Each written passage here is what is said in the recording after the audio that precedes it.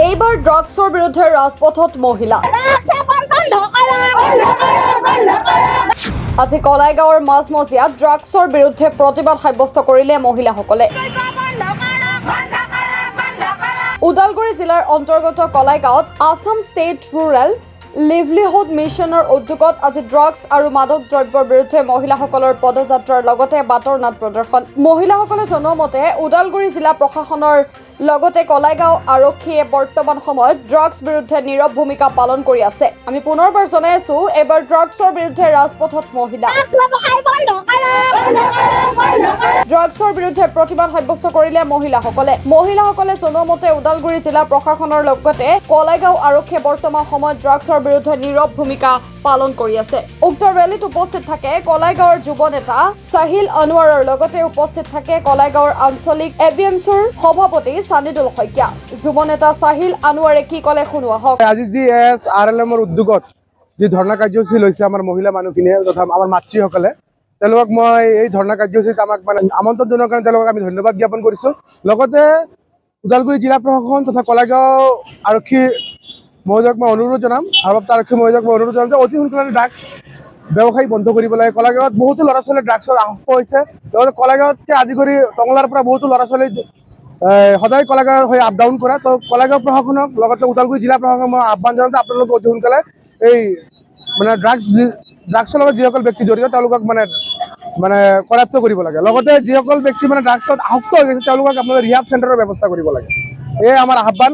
অধুপিটিচি সংখ্যালঘু ছাত্ৰ এবিএমচিৰ তৰফৰ পৰা আমাৰ এতিয়া এটাই আহ্বান যে জিলা উপায়ুক্ত মহোদয়ক আমিও কেইবাবাৰো মেমৰেণ্ডাম দিছোঁ, লগতে আৰক্ষী অধীক্ষক মহোদয়কো আমি মেমৰেণ্ডাম দিছোঁ, কিন্তু তেওঁলোকে ইমান দিনে গুৰুত্ব আৰোপ কৰা নাই।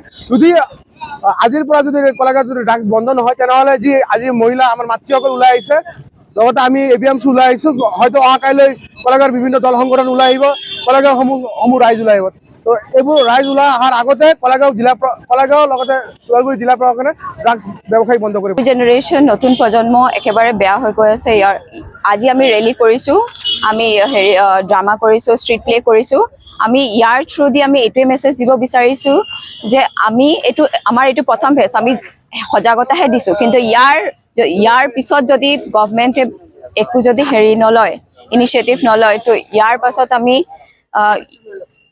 ছেকেণ্ড লেভেলৰ যাম আৰু তাকে আজি সজাগতা হয়, এইটো প্ৰথম আৰম্ভণি। আৰু একচুৱেলি গভমেণ্টক আমি ৰিকুৱেষ্ট কৰিছোঁ প্ৰথমতে কি কিবা এটা তদন্ত কৰিব লাগে। এইটো অঞ্চলত বহুতকে ড্ৰাগছ বহুত ধৰা পৰিছে, ড্ৰাগছ ইউজ কৰি আছে, মানুহে চিৰিঞ্জ ইউজ কৰি আছে, ডিফাৰেণ্ট টাইপছ অফ ইউজ কৰি আছে, আৰু বহুত আমাৰ পূৰা অনিষ্ট হৈ গৈছে। পঢ়া শুনাত ক্ষতি হৈছে, ঘৰত নিৰ্যাতন হৈ আছে, ল'ৰা ছোৱালী পঢ়া ড্ৰপ আউট হৈ গৈছে। তো এইবোৰ হ'ব নালাগে। আমাৰ নেক্সট জেনেৰেশ্যন যাতে হওক, বেটাৰ হওক।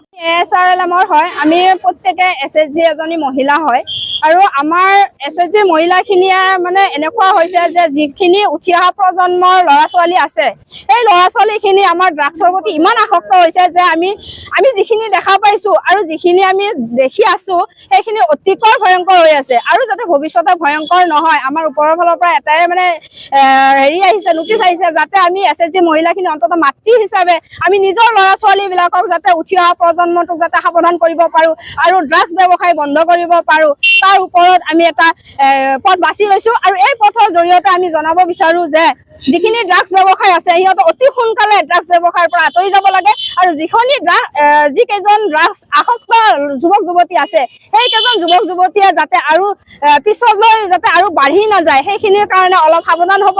অকল আমি ৰেলী বুলিয়ে নহয়, আমি প্ৰচেছন বুলিয়ে নহয়, আমি ইয়াৰ কাৰণে যি ব্যৱস্থা ল'ব লাগে আমি গোটেইখিনি ব্যৱস্থাই ল'ব লাগে, যিখিনি ল'ব লাগে আমি লৈ আছোঁ, আৰু ভৱিষ্যতে আমি লৈও থাকিম।